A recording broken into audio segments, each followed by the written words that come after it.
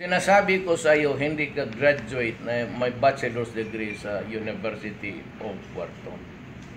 You were a graduate sa economics sa Pennsylvania, which is also parang a partner of the Wharton School of Economics.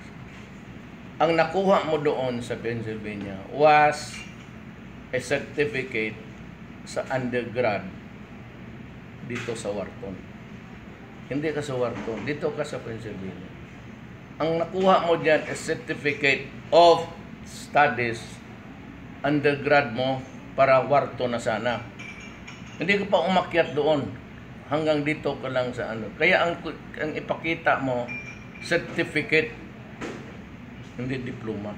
Huwag mo kaming bulahin.